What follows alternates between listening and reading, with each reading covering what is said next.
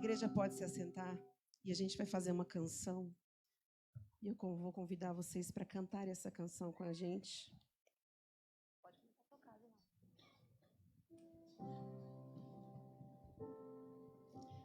Joésia falou aqui de manhã, e essa música foi uma das músicas do repertório do nosso casamento. Eu precisava cantar essa canção no dia que a gente se casou, porque naquele dia 30 de agosto, eu estava vivendo a concretização de sonhos de Deus na minha vida. O Senhor tem sonhos para nós. O Senhor tem sonhos para nossa casa. O Senhor tem sonho para os nossos filhos, para nossa história. Nós temos uma história a escrever, cada um de nós. E o Senhor, com a sua bondade e misericórdia, Ele quer que nós marquemos o nosso tempo e a nossa geração. Vamos cantar essa canção. Os sonhos de Deus são maiores que os meus. Aleluia. Ele vai fazer o melhor por mim. Ele vai além, muito além. Ele vai além do que eu posso ver. Ele faz o que eu não posso fazer. Deus vai cumprir. Deus vai cumprir os seus planos em mim. Ele vai fazer o que lhe apraz. Sou pequeno. Sou pequeno e falho, mas Ele é Deus. Ele só faz o melhor. Acredito.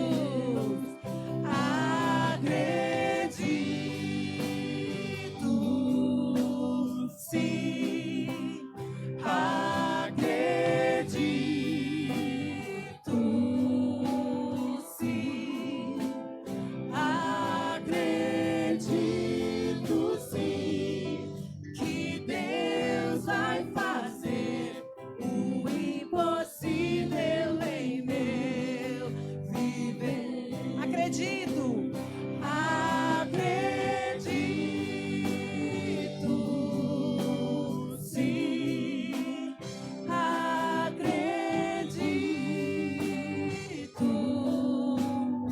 Acredito, sim. Acredito, Senhor. Aleluia. Que Deus vai fazer o impossível em meu viver. O impossível Deus vai fazer. O impossível Deus vai fazer. A igreja.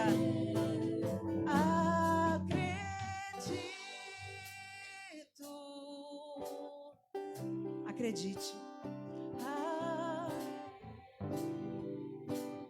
Ele faz o impossível virar realidade. Que Deus, o impossível em meu viver, o impossível Deus vai fazer.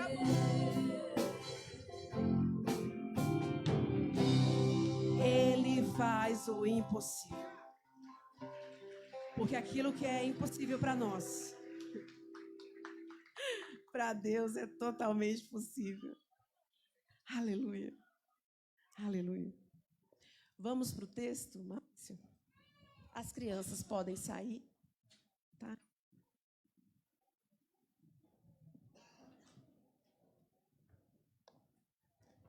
Gênesis 37, do 5 ao 11.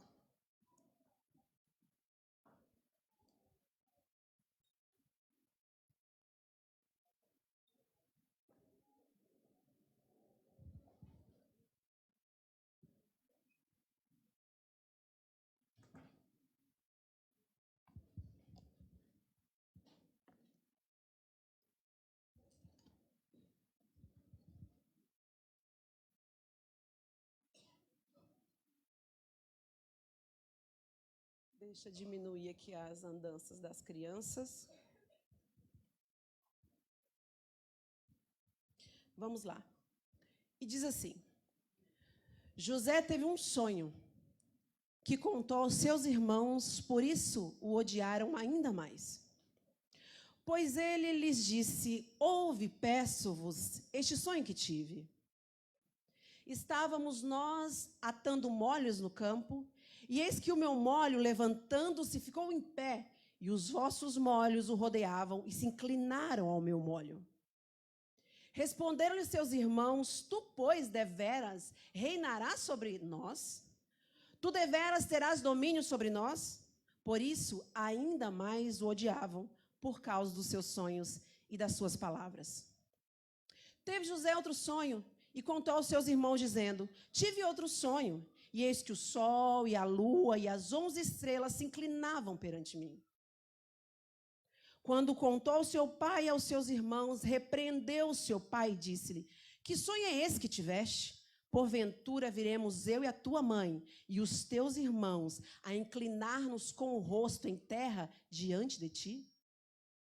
Seus irmãos, pois, o invejavam, mas seu pai guardava o caso no seu coração. Até aí. Hoje de manhã eu compartilhei alguns testemunhos da minha vida, e eles são bem oportunos quando a gente vai falar a respeito de sonho. E eu disse aqui de manhã, e torno a repetir, Deus, desde a minha meninice, de onde eu me lembro, o Senhor sempre falou muito comigo através de sonhos. Sonhos bons, outra hora sonhos não tão bons. Mas sonhos que eu via depois se tornarem realidade, o Senhor me fazia lembrar de cada detalhe dos sonhos que eu tinha, e o Senhor sempre me dava a interpretação para alguns deles, que se eu contasse para algumas pessoas ia parecer confusa para elas, mas eu conseguia entender aqueles sonhos. E depois de uma fase extensa da minha vida, correndo dos propósitos de Deus, eu entendi que só e totalmente rendida à vontade do Senhor, as coisas começariam de fato a acontecer na minha vida. Eu entendi que o Senhor tinha um propósito na minha vida, e eu entendi desfazer totalmente tudo que eu queria, de tudo que eu tensionava, de tudo que eu acreditava, para viver e esperar somente do Senhor. E eu vivi um período de solidão muito grande, não pelo tempo, mas pelo trabalhar de Deus na minha vida. E naquele momento ele me deixou totalmente sozinha, e antes de ele fazer isso, ele disse para mim: eu vou te deixar sozinha porque agora o caso é entre eu e você. Talvez eu digo isso para você que essa noite você fala: nossa, mas Deus fala com você. Por que Deus não fala com você? Deus fala comigo nas Escrituras. Deus fala comigo da forma que Ele quiser, porque Ele é Deus e não sou eu quem determina a forma que Ele fala comigo, é Ele quem determina a forma que Ele fala comigo. E então, nesse período da minha vida, eu me aquietei, me calei, e o Senhor foi trabalhando no meu caráter. E Ele me disse: as coisas a partir de agora vão ser do meu jeito, e eu vou fazer as coisas da minha forma, e você vai ter que esperar o meu tempo. E eu disse: ok, Pai, já foi bem dolorido, eu já aprendi a lição. E numa dessas madrugadas, eu me lembro, e eu falei que hoje de manhã eu sou muito detalhista com algumas coisas, sou muito desligada. Mas para algumas coisas sou extremamente detalhista. E eu me lembro que era madrugada, às 4 horas da manhã, porque naquele horário, quando eu abri os olhos, imediatamente eu olhei que horas eram, porque eu queria ligar, eu morava nesse momento na Inglaterra, e eu queria ligar para minha irmã que estava no Brasil, então por isso eu olhei que horas eram no Brasil, se ela ia atender minha ligação. E eu vinha orando há um tempo e dizendo ao Senhor: Senhor, eu sei que eu vou casar, eu sei que o Senhor tem um propósito no casamento, no marido que o Senhor vai me dar. Eu sei que o meu casamento vai ser um casamento ministerial. E é engraçado porque nesse momento eu nem sabia o que era ministério. Eu venho de uma igreja batista tradicional e a gente não usa muito esses termos lá. A gente não usava muito esses termos. Mas eu orei assim e disse ao Senhor: e eu sei que esse casamento, Senhor, vai ser um ajuntamento de promessas. Um ajuntamento de coisas que o Senhor quer fazer na minha vida. Mas onde que está esse moço? E eu comecei a orar por ele. Comecei a orar pelo meu marido sem saber nem onde ele estava, nem quem era, nem se ele existia. Coisa de gente doida. Coisa de gente que tem fé. E aí, nessa madrugada, eu tive um sonho. Eu sonhei que eu entrava numa sala quadrada e tinha uma porta atrás de mim, uma porta na minha frente e 2 portas laterais. A sala era meio acinzentada, meio azulada, não me lembro exatamente. Mas, quando eu entrei, aquela porta se fechou atrás de mim. Eu sentia que tinha alguém atrás de mim, mas eu não conseguia olhar para trás. E a porta da frente abriu na minha frente, e aí eu via um corredor de um hospital e pessoas andando, macas passando, e as pessoas andando para lá e para cá, e de repente entrou um moço por aquela porta, e a porta bateu atrás dele. E eu fiquei olhando para ele, ele ficou olhando para mim. E aí eu pensei, o que eu estou fazendo aqui? Olhando para esse moço, quem que é esse moço? Vestido de médico, com a roupa de cirurgia. E aí aquela voz que estava conosco dentro da sala, disse para mim o seguinte, olha bem para ele, porque ele é o teu marido. Aí eu fiquei esperta, né? Tum. Aí eu arregalei os olhos. E aí eu fiquei olhando. E algo dentro de mim falava assim, guarda cada detalhe no rosto dele, a sobrancelha. Eu sou muito detalhista com essas coisas, viu, gente? Sobrancelha, a pintinha no rosto, o traço do nariz, o cabelo, os dentes, o sorriso, a barba, guarda. Guarda, porque você vai encontrar esse rapaz e quando você vê-lo, você vai precisar saber quem que é ele. E eu olhei, e aí ele abriu um sorriso para mim e eu acordei. Eu caí de joelho no chão, olhei o horário, orei, passei a mão no telefone, liguei para minha irmã e ela atendeu. E eu falei, sonhei com meu marido. Tem gente que acompanha as loucuras da gente, né? Umas loucuras santas. Tem gente que não acredita. Fala, isso não existe. Pobre nasceu. Mas a minha irmã falou, BC, eu vou orar com você. Eu vou orar por você. E eu falei, Valéria, eu lembro de cada detalhe do rosto dele, mas a voz que estava comigo na sala falou, você vai esperar, porque eu vou te levar até ele. E aí eu fiquei no vácuo, porque eu ficava pensando por onde anda esse moço. E o rosto dele, tudo me lembrava ele, o tempo inteiro me lembrava ele. E essas coisas a gente guarda no nosso coração, porque tem coisas que se a gente contar para as pessoas, para elas vão parecer loucura. Então, tem sonhos da gente que a gente não conta para ninguém. Você pode até compartilhar com alguém que tem a mesma fé que você. Mas tem gente que se você contar sonhos que você tem no seu coração, ela vai falar, não tem nada a ver. Isso é coisa da sua cabeça. Então, você não conta, deleta.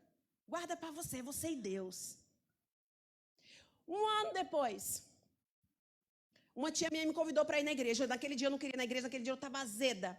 E durante esse período eu fiquei sem igreja.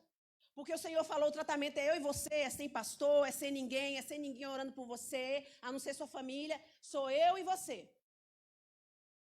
Você precisa crescer, menina. E o negócio é nós dois aqui, ó. E aí, passei aquele período extenso, um ano. Minha tia chegou e falou bem assim, vai ter um culto numa igreja em Brixton, próximo da estação de Oval. Vamos lá, Carla, porque eu fui naquela igreja e eu vi o pessoal do louvor cantando e eu vi você cantando naquele louvor. E é engraçado porque eu cantava na igreja, mas eu nunca tinha ministrado louvor, nunca. E ela falou assim, na hora que eu pisei o pé naquela igreja, eu vi você lá na frente. Falei, ai, lá vem minha tia. Eu estava tão cansada, eu trabalhava tanto, eu corria tanto de um lado para o outro, eu tinha tanta responsabilidade. Eu falei, tia, tá bom, eu vou no culto, tá bom, vou. E no final das contas, nos vai e vem que eu ia, não ia, resolvi. E fui. E eu estava sentado no hall de entrada, assim, esperando dar o horário do culto, de cabeça baixa. De repente, aquele moço ali entra com o teclado embaixo do braço. E eu estava assim, e ele passou, na hora que eu olhei para ele, a voz falou, é ele. Eu falei, não é. Eu falei, Deus, não começa não. Tá? Eu tô aqui, eu vim na igreja, e eu não vim na igreja atrás de marido, Senhor, eu tô cansada. Não. E aí a gente foi. E aí, vocês estão me ouvindo? É porque se eu falar assim, faz... tá. Oi.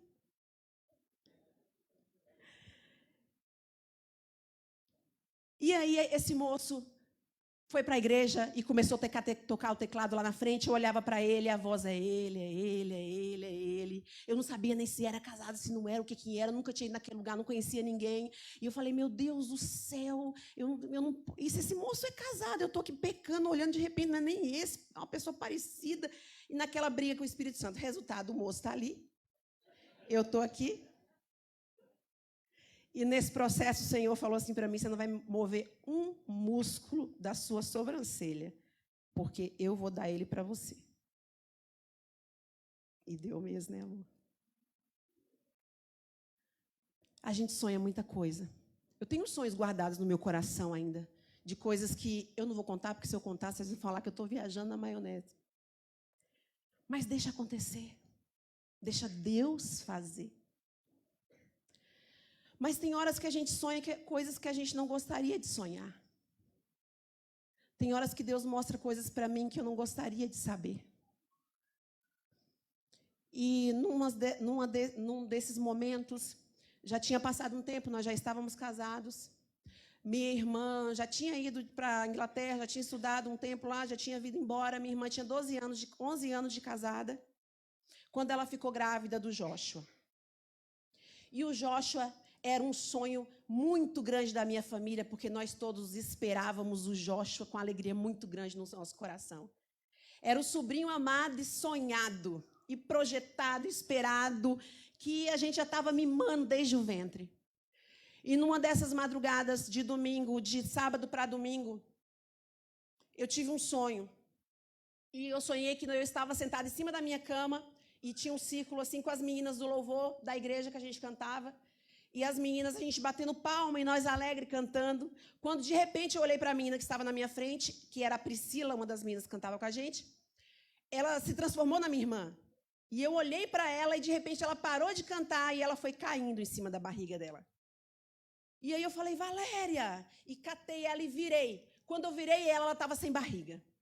Nesse momento da gestação de Valéria, ela estava com 8 para 9 meses de gestação. Ela já estava esperando só o momento do médico marcar o parto, ela já ia fazer a última ultrassom na quinta-feira. Estava tudo pronto para o Joshua. A gente tinha feito enxoval, tinha comprado de tudo que dava, que não dava para esse menino, porque eram 11 anos de casamento e a gente esperando essa criança. E quando eu olhei que Valéria estava sem barriga e ela botou a mão no rosto e começou a chorar, e eu falei, cadê o Joshua? E ela só chorava, compulsivamente, no sonho. E eu comecei a chorar e gritar, Joshua não, Joshua não, Joshua não. E aí o Joézer me sacudiu, me acordou e falou, amor, você está tendo um pesadelo. E eu acordei falando, Joshua não, Joshua não. E quando eu abri os olhos, caí na realidade. E eu falei, o Joshua. Eu sonhei que Valéria perdia o Joshua. E Joézer falou, é só um sonho, isso é coisa da sua cabeça, não vai dormir.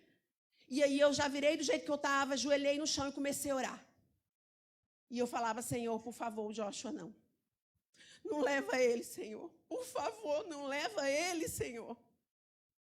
E a voz no meu ouvido disse, para de orar, porque já está determinado.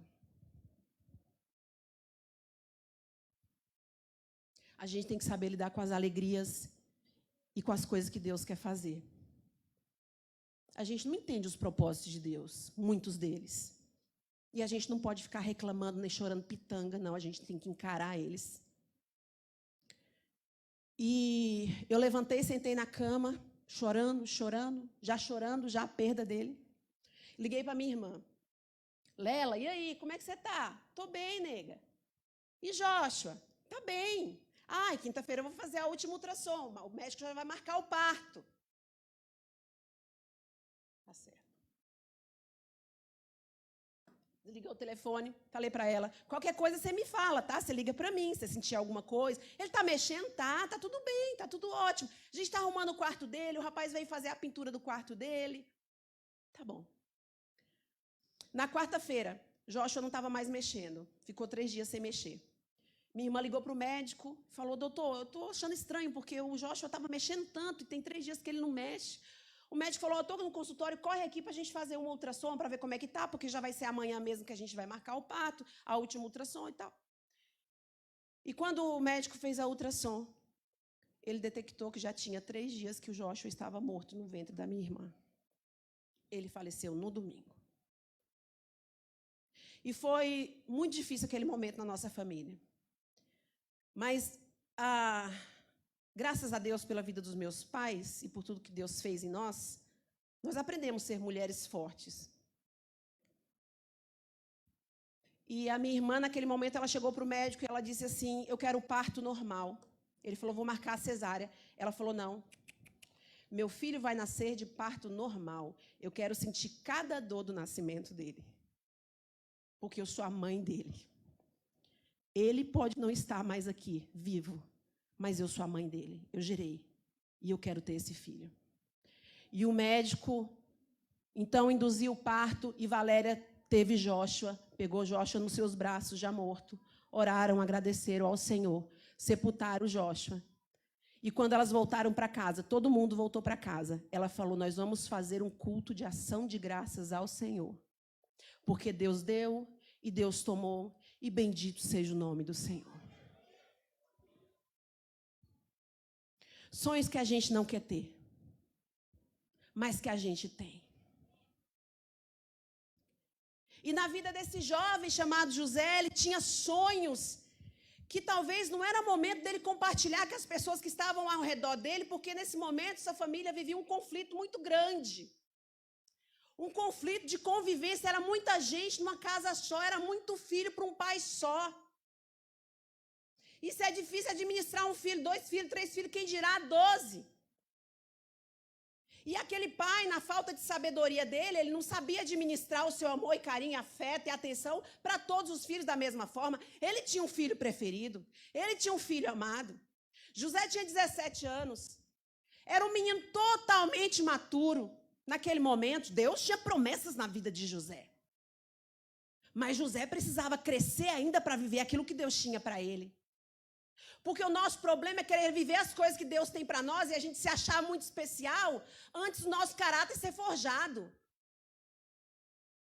Tem coisas que eu tenho no meu coração e eu falo, eu não estou pronta, viu, pai? Eu já vou avisando logo, eu não estou pronta. Então, aquele pai faz uma coisa que ele não deveria ter feito. Além dele já dar a atenção que ele dava, além dele já dar o amor ao excesso que ele dava, além de José, naquele momento, fazer a futrica toda na família, que eu falei aqui hoje de manhã. E é verdade, está escrito. Tudo que os irmãos faziam de errado, ele corria para contar para o pai. Está errado. Não tem aqueles irmãos fofoqueiros? Tudo que faz de errado. Corre lá, você viu fulano? Ele podia fazer diferente. Ele tinha 17 anos, ele não era uma criança. Ele podia chegar para os irmãos e falar, não faz assim, não. Gente, né? Isso é legal. Eram os irmãos dele. Não precisava levar confusão na cabeça do pai dele e deixar os irmãos mais irados. E esse conflito no meio dessa família aí, um gosta, outro não gosta, um puxa para lá, um estica para cá. E aí o pai fez uma coisa que ele não deveria ter feito. Ele então faz uma túnica, talar para aquele jovem e dá para ele. Essa túnica era usada naquele momento pelos príncipes, pelas princesas da época, porque depois nós vamos ver que as filhas de Davi usavam túnicas como aquela, e algumas versões vão dizer que as túnicas tinham, que aquela túnica tinha listra, provavelmente era algo parecido com isso aqui que eu estou vestido, porque é algo muito comum usado no Oriente Médio, e era de algodão fino, ou provavelmente seda. E pode-se entender que algumas dessas túnicas tinham cores, elas eram coloridas nas suas listas, e cada cor daquela dizia a respeito de uma virtude. Então, aquele filho para aquele pai era muito especial. Ele usava uma túnica de príncipe. Agora, pensa o príncipe andando no meio dos irmãos, de túnica bonita. E os irmãos olhando e falando, olha, lá vai ele. Lá vai o outro lá que se acha, Tássia, né? Está se achando. Tem momentos na vida da gente que a gente não tem que ter coisas que a gente não sabe lidar com elas. José não estava preparado e não era o momento para José lidar com tudo aquilo, com toda aquela honra. O Senhor tinha honra para José. José era um bom moço. O Senhor tinha promessas para José, mas não era chegada a hora ainda dele usar aquele tipo de túnica. Então, num dado momento, os seus irmãos saem a pastorear e o pai fala para ele, vá atrás deles. Mandei eles para Siquém. E eu falei que de manhã, e filho pirracento faz assim, né? O pai mandou para Siquém, eles foram para Dotã.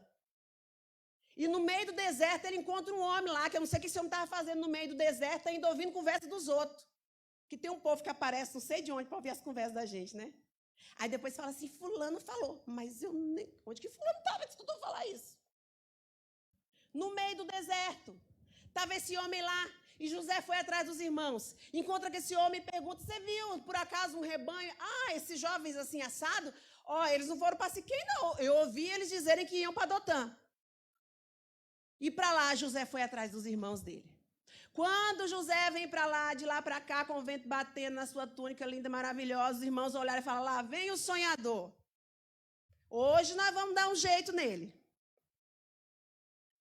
Então eles pegam aquele rapaz, jogam dentro de uma cisterna seca, arrancam aquela túnica dele, embanham aquela túnica em sangue, devolvem aquela túnica para o seu pai e dizem, olha, José foi comido, foi morto por alguma besta, por alguma fera do campo. Aquele pai pranteia aquele filho por muito tempo, aquele pai chora o seu filho, estando vivo, acreditando que estava morto.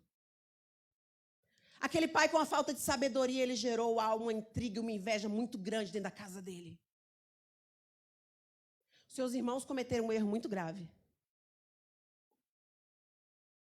Mas pais, não tenham filhos prediletos. Filhos são filhos. Filhos são filhos. Nenhum filho é igual ao outro. Nenhum. Eu tenho 2. Tem muitos de vocês que chegaram na igreja agora e vocês talvez não conheçam o Renê. O Renê tem 19 anos. Está se tornando um homem lindo. Foi embora o ano passado. Já fazia um tempo que ele não vinha na igreja, aqui na igreja, porque ele vivia um tempo de revoltinha na vida dele. Eu falei, deixa ele viver a revoltinha dele, porque os filhos da gente vivem os tempinhos de revolta, eu já vivi também os tempinhos de revolta meu. Deixa ele. Você quer congregar onde, filho? Tal lugar. Vai, meu filho, vai com Deus. Mãe está aqui, tá? E Renê foi uma criança que me deu muito trabalho, porque o Renê era hiperativo. E Renê não parava, e Renê corria, e Renê subia, e Renê descia. Gente, eu fui num velório uma vez, não sei se eu já contei para vocês isso aqui. Eu estou na igreja, irmão João, no velório, domingo de manhã. O caixão está lá na frente da igreja. E eu estou lá no canto, não sabia nem quem era o defunto, mas era uma pessoa da igreja, eu estou lá, né? Daqui a pouco eu estou ouvindo assim, de quem que é esse menino? Meu Deus do céu, um menino. Gente, o Renê corria, a igreja era de taco, assim, bem lisa. Ele corria por lá, assim, pelo corredor do lateral, vinha pelo meio, assim, correndo. Quando chegava perto do caixão, ele abaixava o joelho e fazia assim, embaixo do caixão. E aí ele levantava o pezinho e fazia assim, ó. E corria de novo. E todo mundo, meu Deus, isso vai derrubar o caixão. E eu falava, Jesus, Renê, eu vou matar esse menino. Renê, volta aqui, Renê. E o Renê, até que alguém grudou o Renê para mim. Ah, mas eu dei nele. Falei, seu moleque, você me mata de vergonha. Era essas coisas mais ou menos assim, daí para um pouquinho pior que o Renê aprontava. Mas é o meu filho amado. É o filho do meu coração. É o filho homem que Deus me deu. É o filho que liga para mim e fala assim, mãe, você é linda. Mãe, você é a mãe mais maravilhosa do mundo. Mãe, eu te amo, eu quero te dar tanto orgulho. Renê está virando um homem. Rebeca já é uma princesinha delicadinha. Toda, boazinha, você fala, tá, de vez em quando não, né? Tem que dar a naturezinha humana. Mas ela é muito sensata, ela é muito centrada. São diferentes. Nós precisamos amar os nossos filhos da mesma forma, eles não são iguais. Mas o amor de uma mãe e de um pai tem que ser do mesmo tamanho pela vida dos seus filhos. E agora esse rapaz está lá jogado nessa cisterna e os seus irmãos estão decidindo o seu futuro. Mata, não mata? O que a gente faz? E Rubem diz, não vamos fazer isso com o moço. Na verdade, Rubem sai e quando ele volta, eles já tinham vendido, Judá tem a brilhante ideia de vender o irmão para uma caravana de ismaelitas que ia passando em direção ao Egito. E quando Rubem chega, ele fica irado. Ele fala, vocês não deviam ter feito isso com o moço. A gente deveria ter devolvido o moço ao pai, ao nosso pai. Mas agora já era tarde. A caravana já tinha seguido adiante, a túnica já havia sido arrancada, embebida em sangue, e o plano agora eles tinham que completar. E aí diz a palavra de Deus que José chega no Egito e já começa a trabalhar na casa de Potifar. Ele, governador do exército,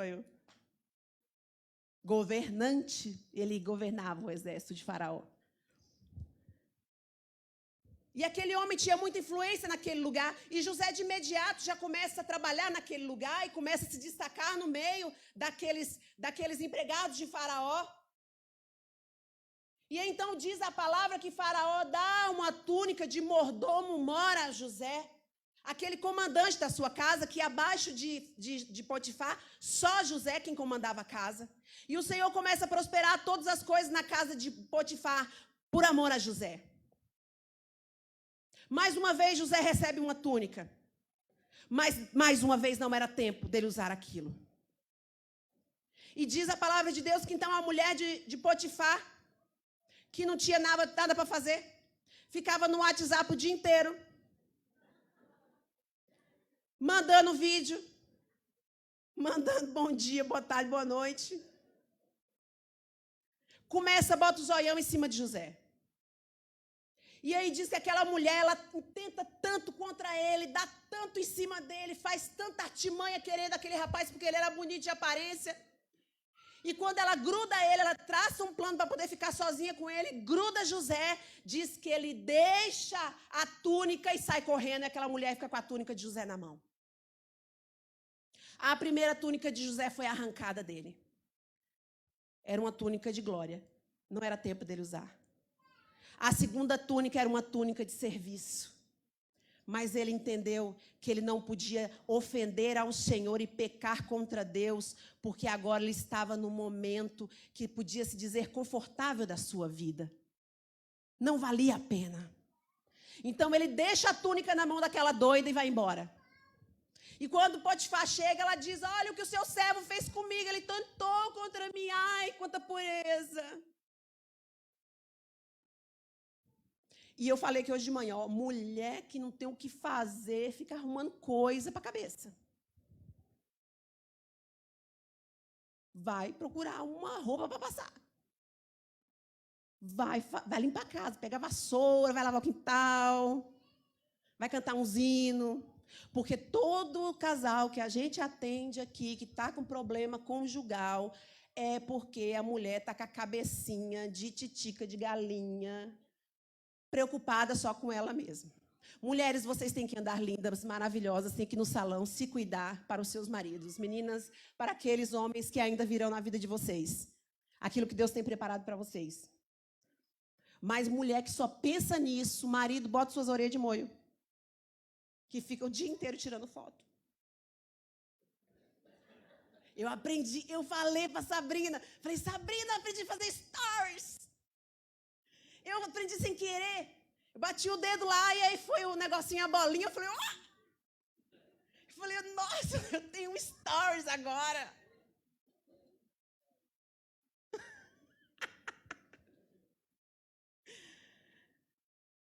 Só que Potifar sabia que José não faria isso com a esposa dele.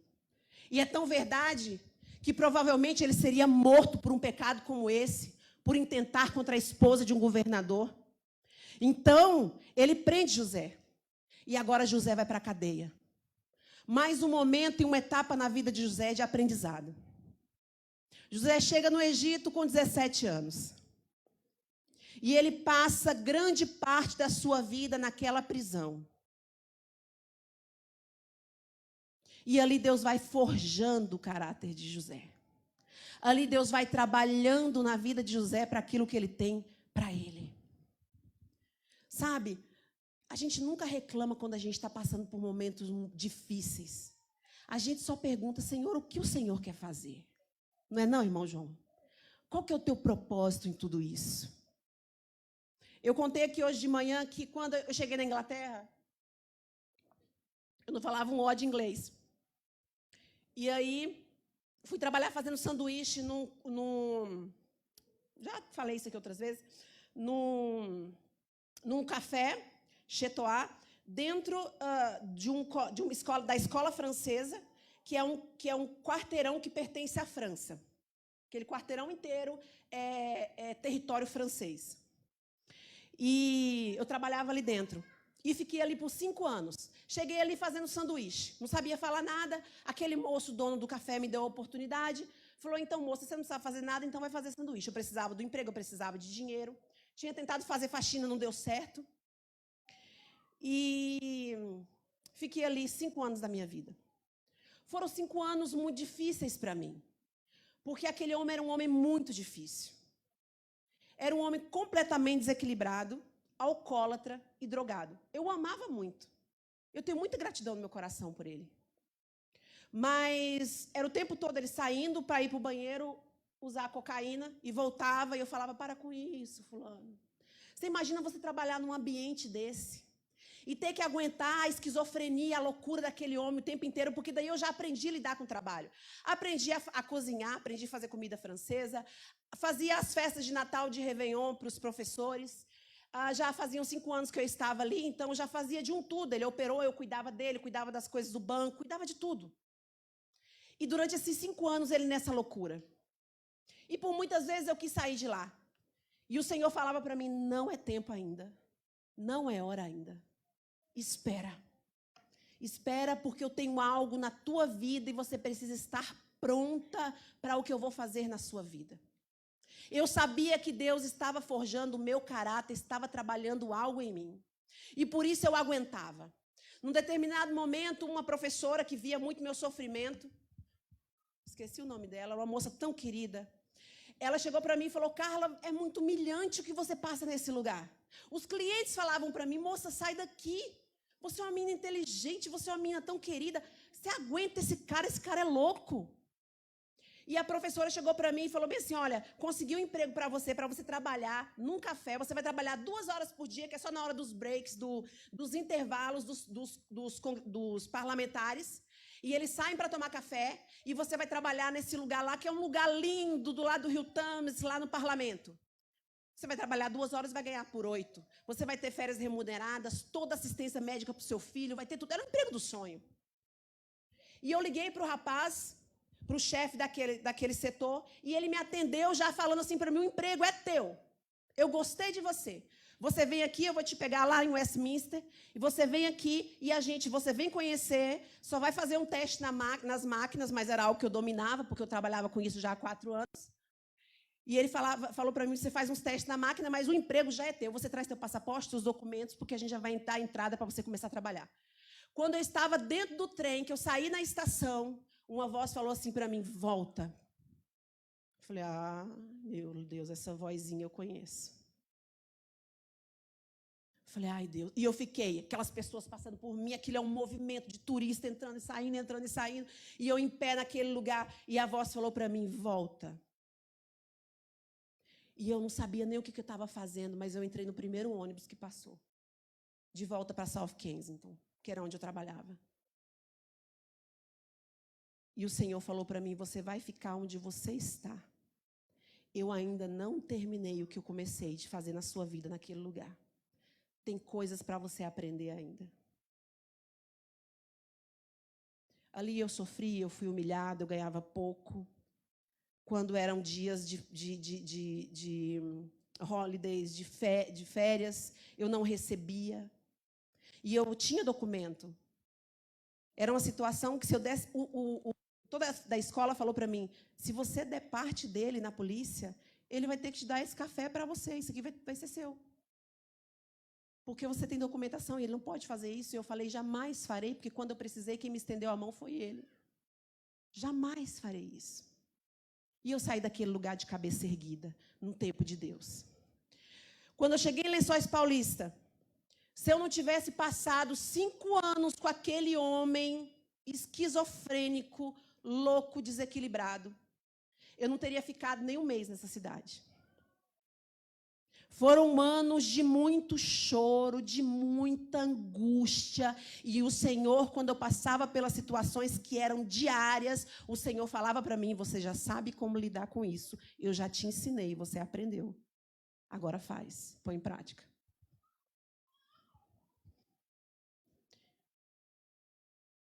A gente não acha tudo pronto, bonitinho, não, tá, gente? As conquistas que a gente tem na vida da gente é com choro, é com lágrima. Às vezes as pessoas olham para nós e falam assim, nossa, que lindo, né? Tudo lindo, que igreja linda, muita gente, muita coisa. Só Jesus e nós é quem sabemos o quanto a gente chorou. A gente não recebeu nada pronto, bonitinho, não. A gente sabe o preço de cada coisa, a gente sabe o preço de cada vida, a gente sabe o preço de cada tempo que essa igreja passou. Teve muita gente que acompanhou algumas coisas que aconteceram nesse lugar.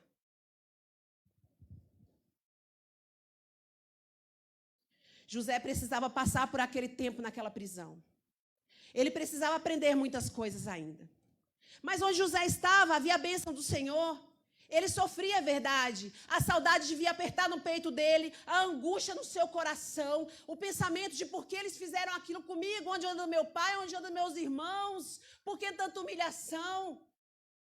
E aí, então, naquele dado momento do seu cativeiro, aparece ali o copeiro e o padeiro do rei. E o copeiro do rei diz, olha, eu tive um sonho. E ele falou, eu interpreto sonhos. Eu vou orar e o Senhor pode me dar a interpretação desse sonho. Então o copeiro diz para ele, eu sonhei que eu estava com as taças na mão, eram 3, e então eu espremia as uvas e eu dava a Faraó e Faraó bebia. Ele dizia, as taças são 3 dias, daqui 3 dias você será solto e você vai voltar a servir à mesa de Faraó. E o padeiro que estava lá falou, eu também tive um sonho.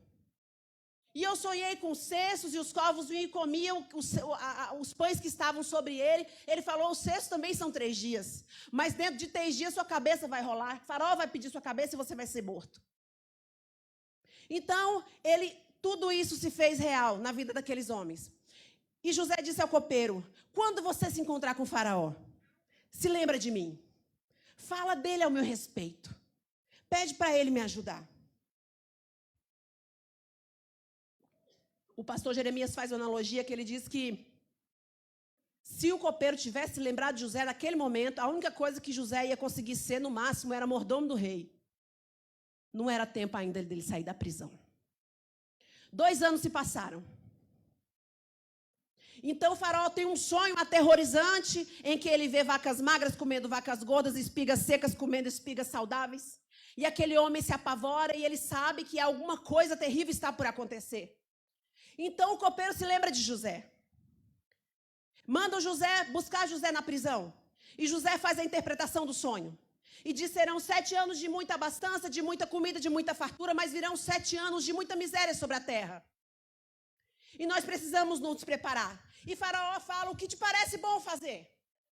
E José, que era um homem agora já preparado, agora um homem amadurecido da vida, ele tem a resposta para Faraó. Eu falei aqui de manhã, o que difere um menino de um homem é as experiências que ele tem. É aquilo que ele viveu. O menino burinho, ele pode até te dar uma lição. Ele pode, de repente, falar uma coisa interessante, você fala, nossa, esse menino eu gostei dele, ele é inteligente. Mas ele não vai conseguir dirigir a sua vida porque ele é só um menino, ele não sabe as suas dores, ele não sabe as suas perdas, ele não sabe as suas dificuldades, o seu choro para você conseguir as coisas. O que difere um menino de um homem é aquilo que ele vive. E tem muito menino querendo ser homem antes da hora, achando que é homem. Galalau, né? A gente fala na Bahia, ó, lá vai o galalau. Sabe de nada da vida. Sabe de nada. Mas acha que sabe. Aí a gente faz de conta que a gente deixa achar. A gente faz cara de paisagem. Né? Mas Deus ensina. Deus ensina. Vai virar homem. Menina vai virar mulher. Vai passar as dores, as perdas, os sofrimentos. Quantas vezes a gente que é mãe fala, não vai por aí não, fulano. Você vai se dar mal, meu filho, não faz isso. Aí eles falam, mas você não sabe, você está ultrapassado, você não sabe. Aí a gente só ora e fala, eu falo pro meu filho, ó, quando ele começa com eu falo, mamãe te ama, tá? Te amo. Também te amo, mãe. Aí ele murcha, né? Tenho escutado mais, graças a Deus. Então, naquele momento, quando José interpreta o sonho de Faraó e diz a Faraó o que ele precisa fazer para mudar a situação do Egito naqueles 7 anos de escassez, Faraó, então, dá um sinete na sua mão, coloca um anel no seu dedo e veste José com aquela túnica. Novamente, a túnica na vida daquele homem. Só que agora ele estava preparado para aquela túnica. Agora ele havia sido forjado para usar aquela roupa. Agora ele sabia o peso, a responsabilidade do que estava nas mãos dele. Agora ele já não via tanta glória naquilo. Ele via a responsabilidade de usar aquilo. Só que existiam ainda muitas questões dentro do coração de José que ele precisava resolver. Ainda havia um perdão que ele precisava liberar. E diz a palavra de Deus que por causa da fome, os seus irmãos desceram ao Egito. E quando José viu seus irmãos, de imediato os conheceu. Ele poderia de imediato ter se apresentado aos seus irmãos. Mas a mágoa no coração dele era muito grande. Agora ele era governador do Egito. Certamente ele deve ter pensado, agora eu vou dar uma lição nesses bestas.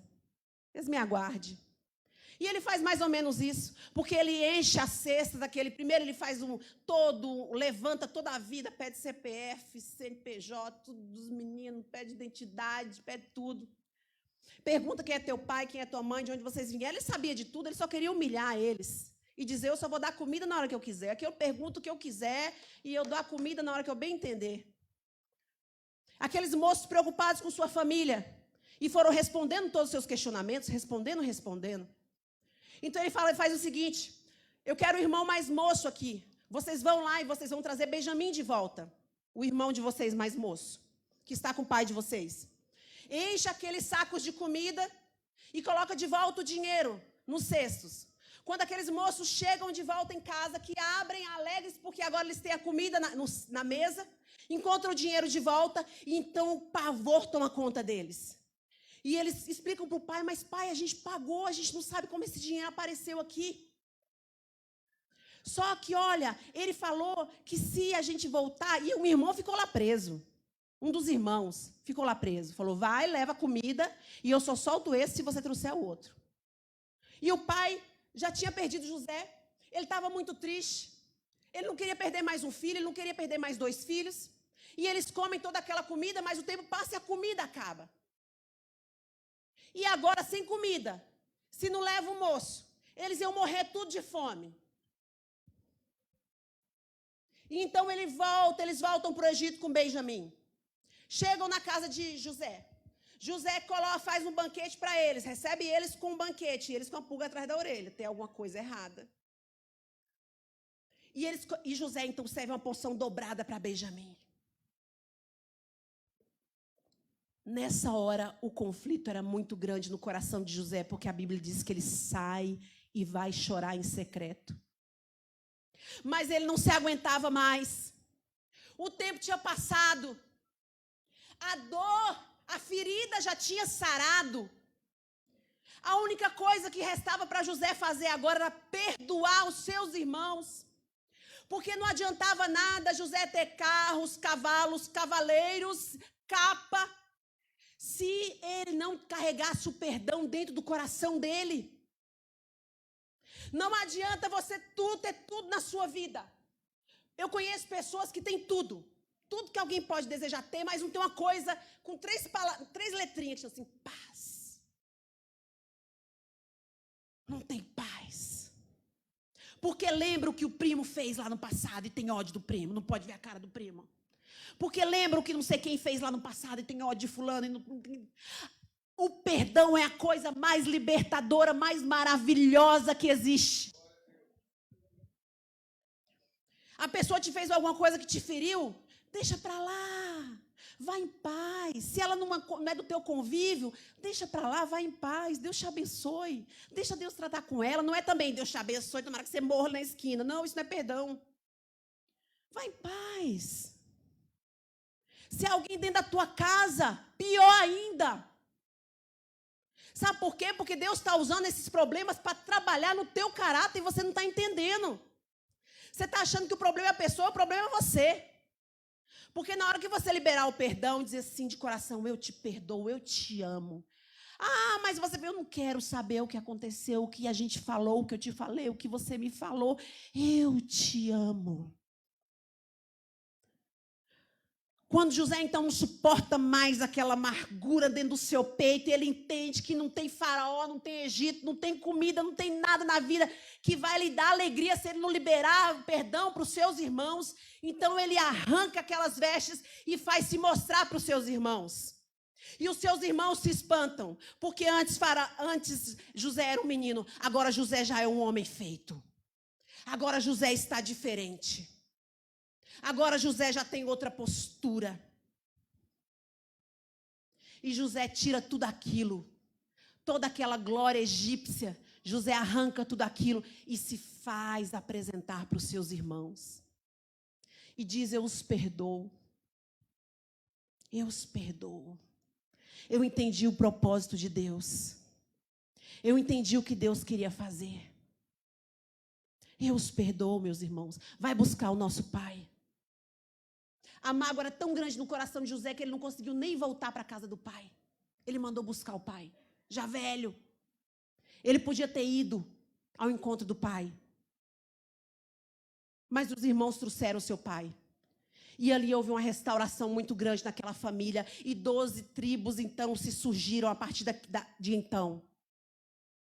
E José foi o homem que alimentou o seu povo no tempo de escassez. Que evitou a extinção do seu povo, para que outros propósitos de Deus acontecessem. Os propósitos de Deus são muito maiores do que aqueles que a gente enxerga, que a gente acha que a gente está vendo, que é aquilo ali. Deus não trabalha no superficial, Deus trabalha no profundo.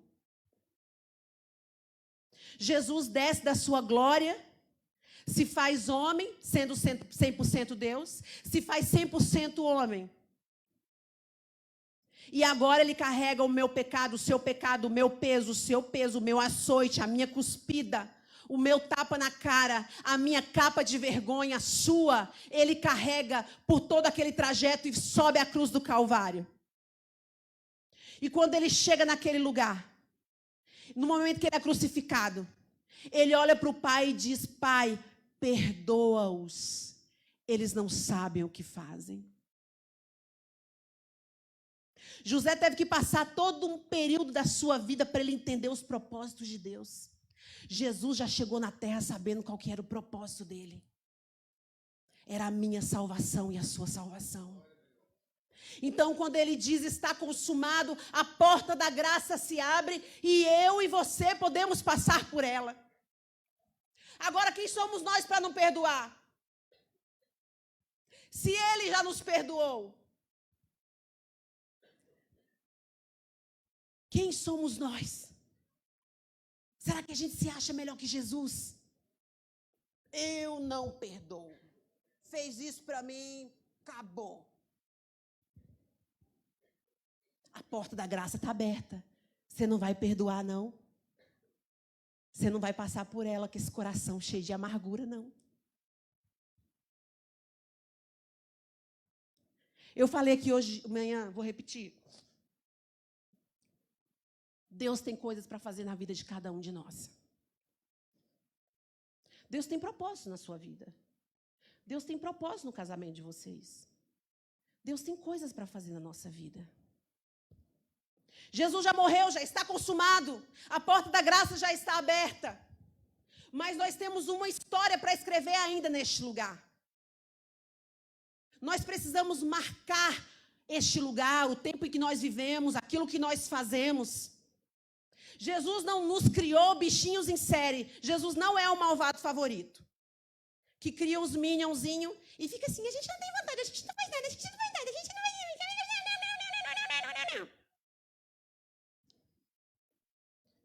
Deus tem propósito na sua vida, sim. Porque se Deus não tiver propósito na sua vida, e já está tudo pronto, já está tudo feito, pode deitar aí, espera a morte chegar, vou fazer o quê, mais o quê? Não tem mais nada para fazer. Eu vou deitar e vou dormir, vou esperar a morte chegar. Tem lógica? Só pode ser de uma cabeça que não sabe nada da vida. Mas vai aprender. A gente aprende. A gente precisa ter o coração ensinável. A gente acha que a gente sabe muita coisa. Eu não sei de patavina nenhuma. Eu sei o que eu já vi muita coisa. Mas estou querendo ver mais. Estou querendo aprender mais. Eu falo aquilo que eu vi e vivi. Eu falo aquilo que eu leio e que o Espírito Santo interpreta a mim.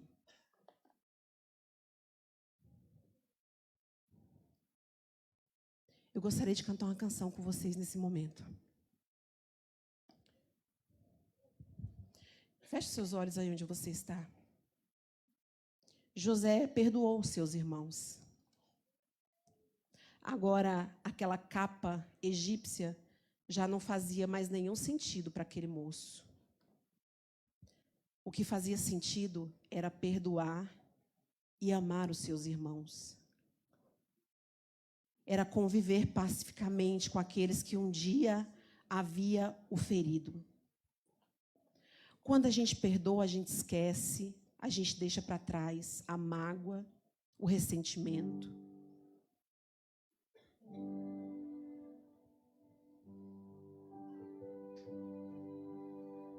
Sabe, só quando a gente convida o Senhor para entrar de forma avassaladora no nosso coração. No ano de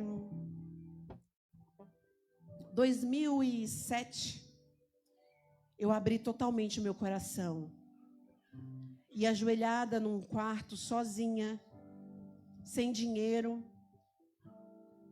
Não porque eu não tinha dinheiro, porque o dinheiro que eu tinha não era pouco, era muito dinheiro. Mas o Senhor falou para mim, tranca esse dinheiro nesse armário. Sai dessa casa só com a roupa do corpo. Eu vou te sustentar. Eu vou fazer coisas na tua vida, Carla. E eu me lembro que eu tinha 50 euros no bolso. E eu estava passando numa rua escura. E passou por mim um equatoriano com umas flores na mão, vendendo aquelas flores a 5 euros. Quando eu cheguei na outra esquina, o Espírito Santo falou assim para mim, eu falei para você deixar tudo naquele armário, você ainda tem 50 euros no seu bolso. E eu falei, Senhor, se eu der esse dinheiro, eu não vou ter dinheiro mais para nada, eu não tenho ninguém da minha família aqui. E aquele equatoriano andando em direção ao seu destino. O Espírito Santo falou para mim, volta, compra uma rosa e entrega os 50 euros a ele. Eu voltei correndo, dei os 50 euros para o moço e na hora que ele viu, ele gritou, moça, o seu troco. Eu já estava lá na outra esquina. Cheguei em casa, na casa de uma amiga, que havia me acolhido, dobrei o meu joelho.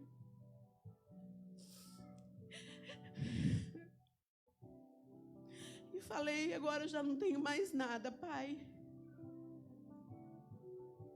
Mais nada.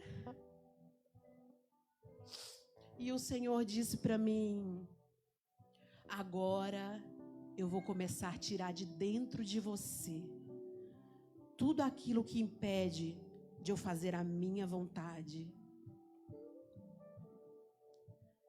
E Ele começou a se trabalhar na minha vida. Eu te amo, Jesus.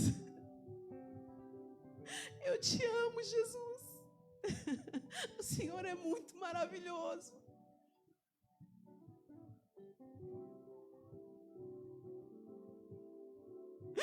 O Senhor é maravilhoso.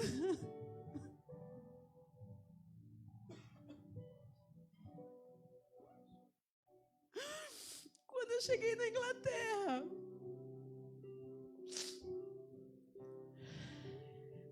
que eu não tinha nada. Nada. E o Senhor começou a me mostrar o que Ele ia fazer na minha vida. Se eu falasse para as pessoas iam rir de mim. E Ele falava, guarda no teu coração, minha filha. Sabe, meus irmãos, A promessa que Deus tem para mim, para você, quem realiza é Ele. Não interessa se A, B ou C acredita ou não. Eu prossegui o meu caminho sem olhar para A, B, nem C, nem nada. Eu olhava e olho para Jesus, mantendo os meus olhos fixos nele e esperando dia após dia aquilo que ele fez, tem feito e fará na minha vida. Não tenho a minha vida por preciosa. Entendo que essa terra é só uma passagem e não tenho apego a este lugar. Um dia nós estaremos em casa, definitivamente. Mas enquanto a gente não vai para casa, a gente está aqui, então o Senhor tem coisas para fazer na nossa vida aqui.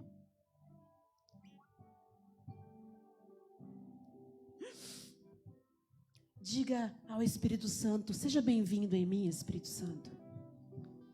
Diga, seja bem-vindo em mim. Tu és bem-vindo aqui, a casa é tua. A casa é tua, pode entrar. A casa é sua, pode entrar. Me esvazio de mim. Me esvazio de mim. Me esvazio de mim. Sopra teu vento. Sopra, Espírito Santo.